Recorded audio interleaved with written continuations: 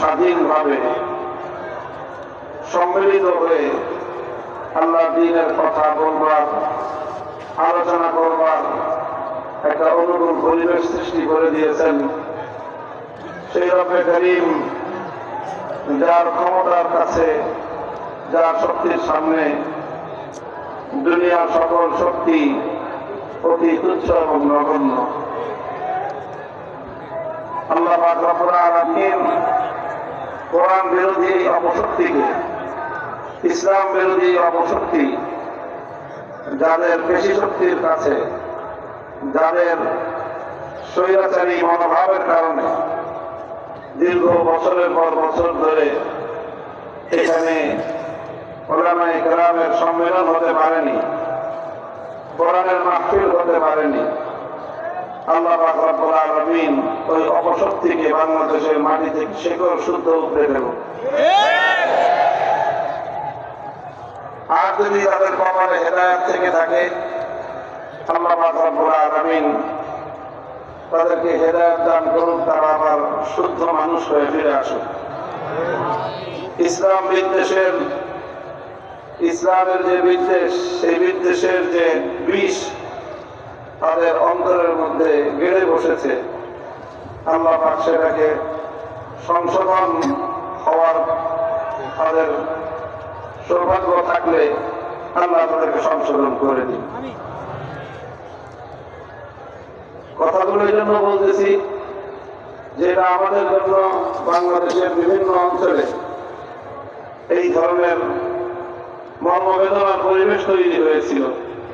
তার মধ্যে অন্যতম একটা হলো আপনাদের এই কুষ্টিয়ার প্রাণ কেন্দ্র। কিছু কিছু মানুষ নিজেদেরকে ফেরাউনের অনুসারী হিসেবে প্রতিষ্ঠিত করেছিল,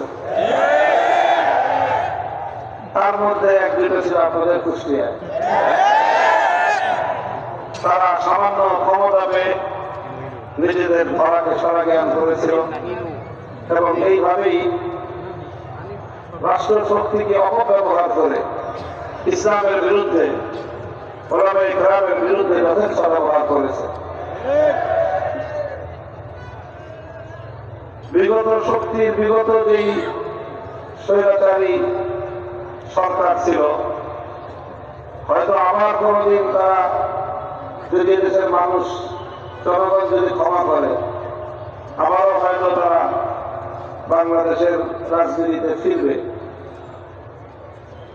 তো একটা কথা তাদেরকে মনে রাখতে হবে যে তাদের সমস্যাটা আসলে কোথায়। কিছু সমস্যার কথা এই জন্য বলি, যদি কেউ সংশোধন হওয়ার চেষ্টা করে তাহলে যেন তারা সংশোধন হতে পারে। এই জন্য কল্যাণকামিতার জায়গা থেকে আমরা এখনো সরে দাঁড়াতে পারি না, উলামায়ে কেরাম বিশেষ করে।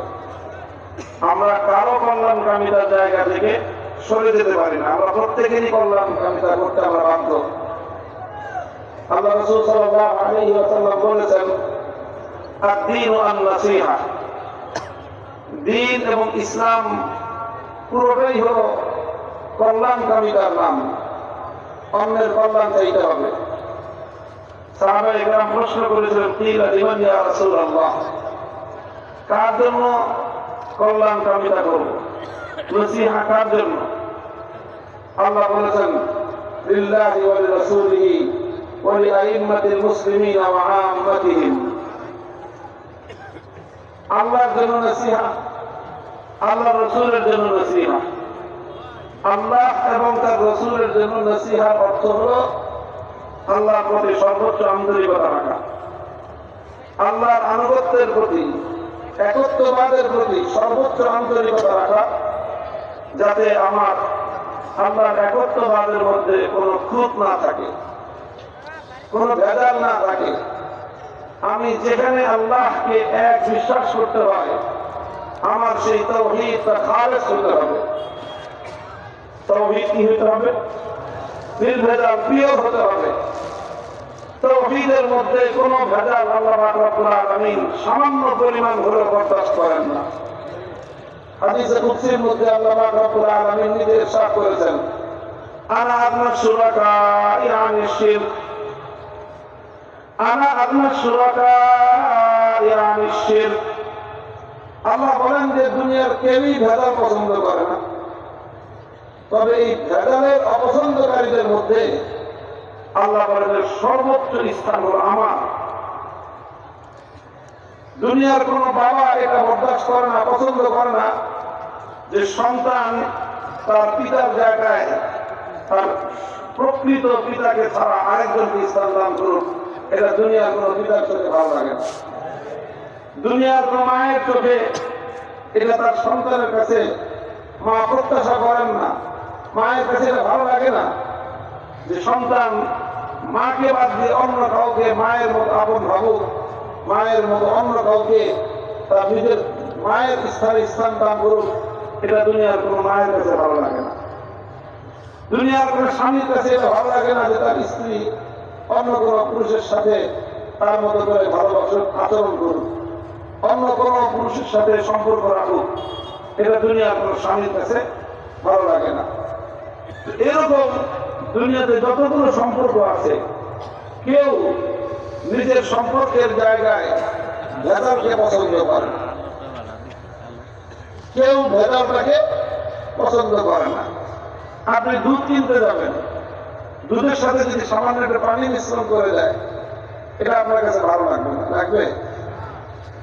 আমার বাজার শাইখুল হাদিস রহমতুল্লাহ রসিকতা করে বলতেন, আপনি বাজারে দুধ কিনতে গিয়েছেন, এখন আপনি দোকানদারে যদি জিজ্ঞাসা করে দুধ বেচতে থাকে যে আপনার দুধ খাঁটি না পানি মিশিয়েছেন, যদি সেই বেটা সরলতার কারণ বলে না পানি মিশিয়েছি, অল্প পানি মিশিয়েছি, আপনি দুধ কিনবেন?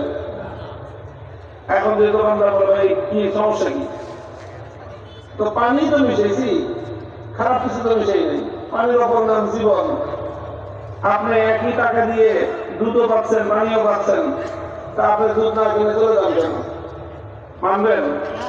আচ্ছা, যদি বলে যে না ভাই আমি চাপ করে পানি না, বাজার থেকে কিনে মিনারেল ওয়াটার মিশিয়েছি, তো সেই দুধ পছন্দ করে কে কে কিনবে বলেন? কেউ পছন্দ করে। আর ভাই আমি তো দুধ কিনতে আসছি, আমি যদি পানি কিনতে আসতাম তাহলে তো দুধের কাছে আসতাম না, আমি তো পানির দোকানে যেতাম। আমি তো মিনারেল ওয়াটার কিনতে আসি না, আমি আসছি দুধ কিনতে। আমি যখন দুধের ক্রেতা, তখন এই দুধের সাথে এক ফোঁটা পানিও আমি পছন্দ করি না, কারণ তখন এই দুধের সাথে এক ফোঁটা পানি এটাই ভেজাল। আপনি তেল কিনতে গেছেন কোন পেট্রোল পাম্পে, ওখানে খবর নেন যে পেট্রোলের অক্সিজেনের সাথে পেট্রোল মিশাই কিনা, পেট্রোলের সাথে